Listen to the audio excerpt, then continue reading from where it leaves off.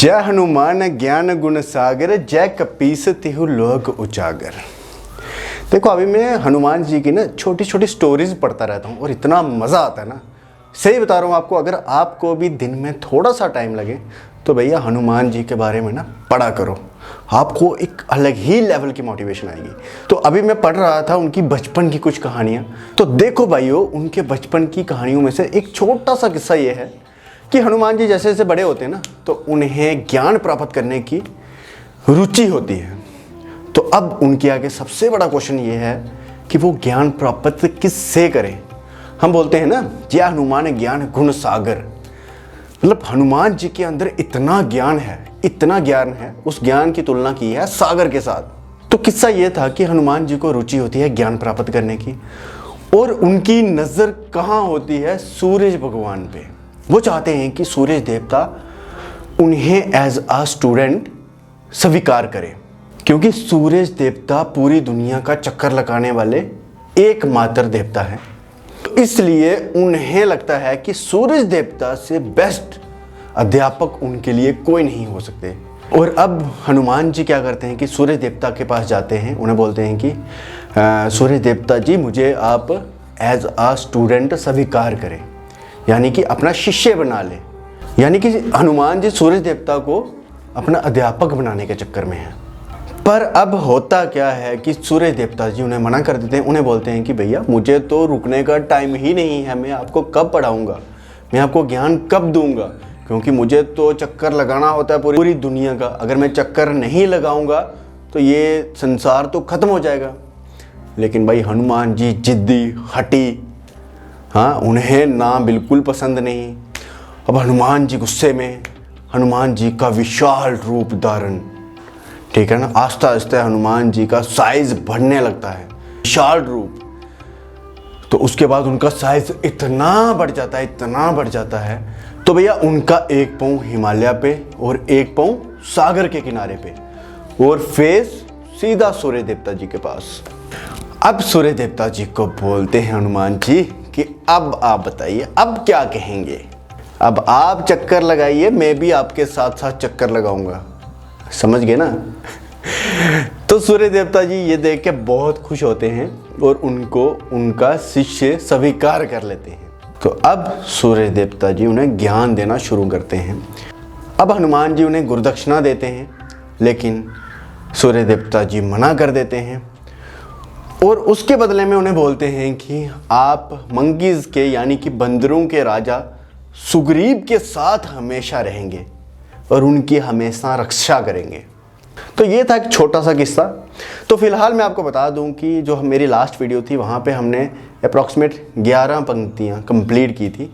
तो उसमें यह था कि हनुमान जी जाते हैं हिमालय पर्वत पे, वहाँ से संजीवनी बूटी लाते हैं जिसकी मेडिसिन तैयार करके वो लक्ष्मण जी को देते हैं। उसके बाद लक्ष्मण जी मूर्छित अवस्था से बाहर आते हैं। इसकी खुशी में रामचंद्र जी उन्हें गले लगा लेते हैं और उन्हें बोलते हैं कि आप मेरे भाई भरत के समान हो अब से। तो 12वीं पंक्ति इस प्रकार से है, रघुपति किन्ही बहुत बड़ाई, तुम मम प्रिय भरत सम भाई। मतलब कि तुमने ऐसा कार्य करके दिखाया है जो मैं भी नहीं कर सकता, कोई देवता भी नहीं कर सकता था। भगवान राम जी हनुमान जी के बोलते हैं कि मुझे इसकी इतनी खुशी है कि अब तुम मेरे भाई भरत के समान हो मेरे लिए। जो सम्मान मेरी नज़रों में भरत के लिए है वही तुम्हारे लिए। तो अब आते हैं 13वीं पंक्ति पे, साहस बदन तुम्हारो जस गावे, अस कहीं त्रिपाठी कंठ लगावे। अब श्री राम जी ये कहकर हनुमान जी को गले लगा लेते हैं और कहते हैं कि तुम्हारा यश 1000 मुख से ज़्यादा सराहनीय है। मतलब तुमने ऐसा काम करके दिखाया है, तुमने मुझे इतना खुश किया है कि तुम्हारा यश, जो तुम्हारी तारीफ है, उसके लिए 1000 मुख चाहिए भैया, 1000 मुख से सराहनीय है।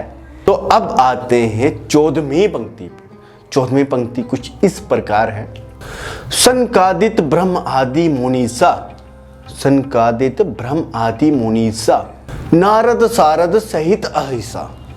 अब श्री राम जी कहते हैं, श्री सनक, श्री सनातन, श्री संत कुमार आदि मुनि ब्रह्म आदि देवता, नारद जी, लक्ष्मी जी, शेषनाग जी सब आपका गुणगान करते हैं। कभी कोबित कहीं सके कहां तय। भाई आप सबको मैं एक चीज बता दूं कि अगर मेरे से, मैं फिर बोल रहा हूं, अगर मेरे से कहीं भी कोई गलती हो जाती है पंक्तियों को पढ़ने में, यानी कि मेरी प्रोनाउंसिएशन इतनी अच्छी नहीं है संस्कृत, और यानी कि ये तो संस्कृत भाषा में नहीं है, हनुमान चालीसा में जो शब्दों का प्रयोग किया गया है, जो पंक्तियां हैं वो इस तरीके से हैं कि बड़े बड़े विद्वान लोग उनको अच्छे से नहीं पढ़ पाते। तो हम तो क्या चीज़ है भैया, हम तो कुछ भी नहीं है, बस एक छोटी सी कोशिश करते हैं इसको पढ़ने की। अगर प्रोनाउंसिएशन में थोड़ी सी दिक्कत कहीं भी आ जाती है तो भैया माफ़ करना। देखो मेरा यहाँ पे मेन मकसद है कि अगर आपको जानकारी नहीं है तो आपको कुछ तो बताया जाए, कुछ ना होने से कुछ होना अच्छा है।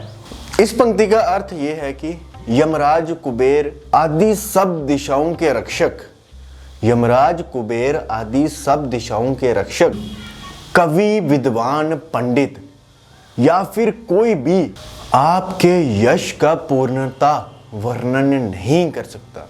कोई भी मुनि, कोई भी देवता आपके गुणों का वर्णन नहीं कर सकते। ये कह के रामचंद्र जी हनुमान जी को गले लगाते हैं।